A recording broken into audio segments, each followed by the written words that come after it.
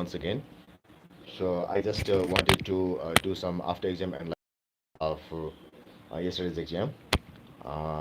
Though I haven't had access to the question. I can make a few guesses about the quality.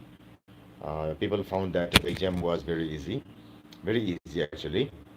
But easy does not mean that you will be scoring high because of the threshold factor. So the threshold might change for you. Change for you. Um, like last time, I told you, don't be lax in your preparations or during the exams. Just try to focus as much in the exam. Uh, I also told you that why not try for getting 40 out of 40, because it has got several advantages you have. So one of the students told me that he was very much optimistic about the how the exam had gone, and he asked me whether what some of the questions that he did was correct or not, and I said correct. I said correct, and so on. So I asked him whether I can expect 40.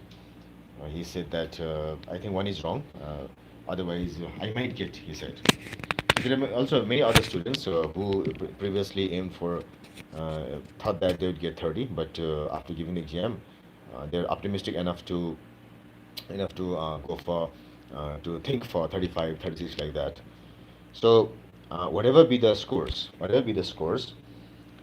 our main job is to be honest with our preparations, actually, our preparations, and not be frustrated with the results. It's because scoring full marks in MCQ or scoring full marks in whole physics is a very rare phenomenon. So if you get it, yes, it's okay. You achieve some rare feat, but if you don't get it, uh, it's just normal, because what we have in physics is we don't find perfect people. We find only excellent people. So being excellent is enough here. You don't have to be perfect. You don't have to be perfect. So now what you should be doing is you don't brood over the results, over your exams. Just to go and prepare for your biology or maybe chemistry or some other exams, or you can just if you don't have biology or chemistry or even economics, your exam is finished, and you can go prepare for A2. And you might have observed that you lacked the preparation time at the last moments. That especially happens in paper one, because initially you said that you have 2 weeks gap, and in 2 weeks gap you waste one of the weeks in planning how to study. Then in the remaining 1 week you waste your time collecting notes, and then again 3 4 days remaining, and then you start to feel hopeless. That's a normal nature. So what you should be doing from now onwards is, for those of you who are going to A2 now, you have got paper 4 and paper 5, and the paper 5 is very much similar to paper 3. Paper 3. So the knowledge that you accrue in paper 3 will help you obtain better scores in paper 5, and the knowledge you accrue in paper 2 will help you score better in paper 4. But in A2, this MCQ part is missing. I hope that there were MCQs as well in A2. It's because MCQs really fry your mind, and out of that comes a very tasty recipe, I should say. Fry mind, and from that comes a very tasty recipe. So in A2 you have to do only 4 and 5, and so that's why. mm what you should be doing is you don't need to focus much on MCQ. Definitely you have to focus much on paper two type structured questions, what you say, and also this like a practical factor, which is a paper. So let's prepare right from the start. In AS you didn't know the pattern, but in A2 you know it. So that's why you should start from the very beginning. Start from the very beginning, and if you update yourself quickly as the chapters are being finished in colleges or schools, things will be very much easy in A2. And one thing that you have to remember in A2 is that some chapters in A2 are very novel chapters. Novel means the theoretical background in those chapters is very weak for most people. So that's why you might find the chapters difficult. So that's why you should be preparing very very well right from the beginning. You should be collecting resources. You should be doing revisions. You should be collecting notes very very quickly, and during your college days, so that during exam preparation days things will be very very easy for you. Paper 5 is much easier. I'm not sure of others, but my students find it easier, maybe because I teach them well, maybe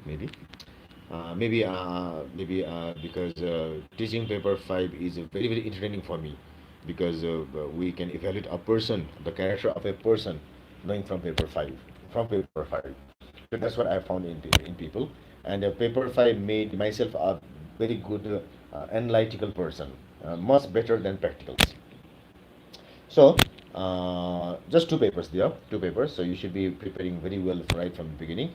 So let's not brood over what went with the exams. Let's start. Let's think that our next exams have started.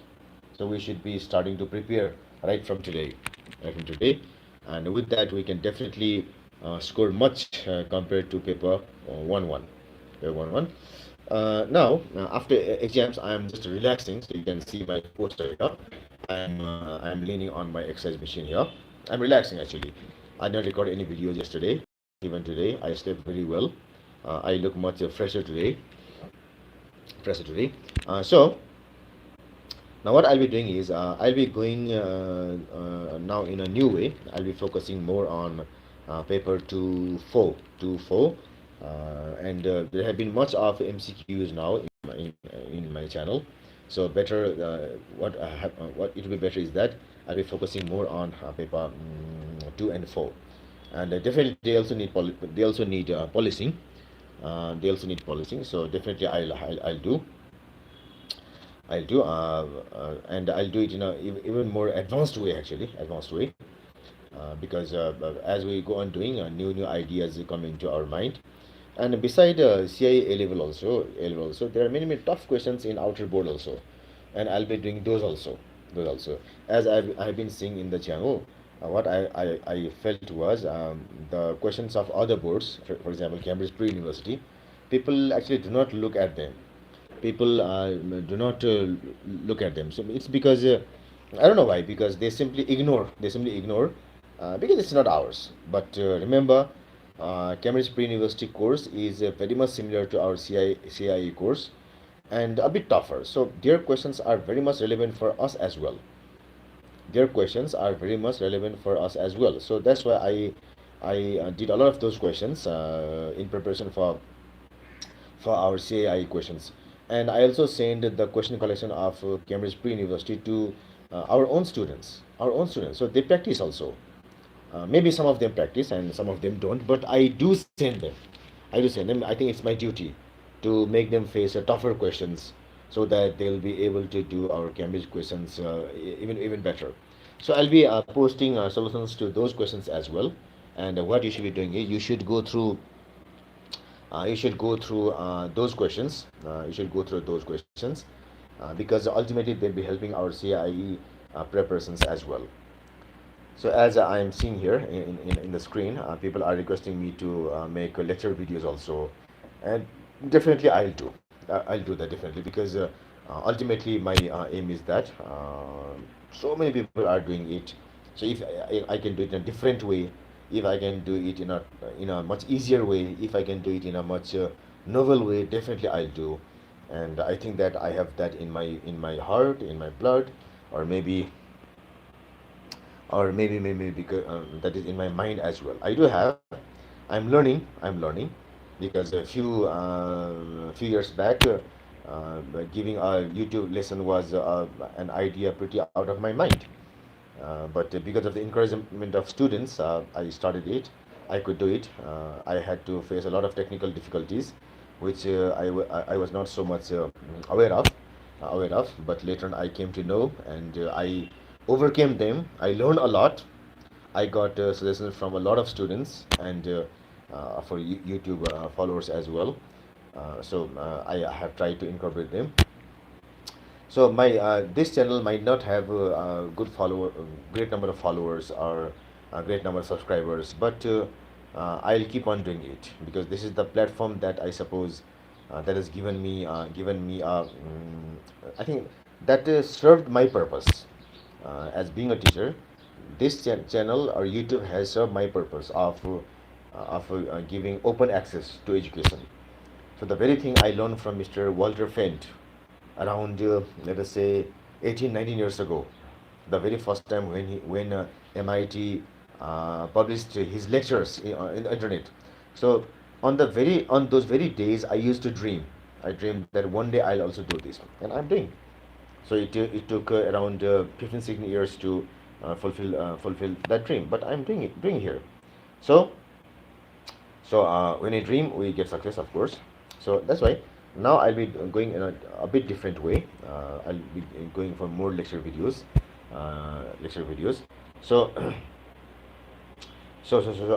what I like to say is, so let's begin in a different way for A2, for A2. Different means better way actually. Different means better. There can be no option.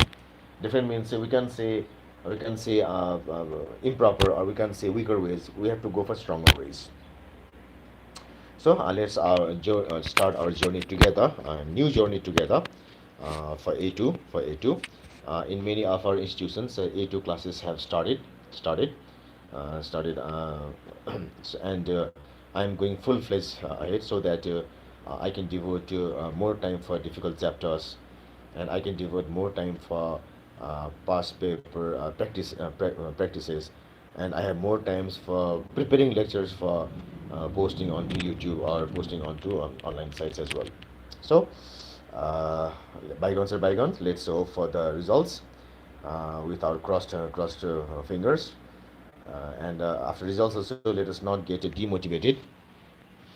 Let's not get demotivated because of results, because in these results we get what we have done.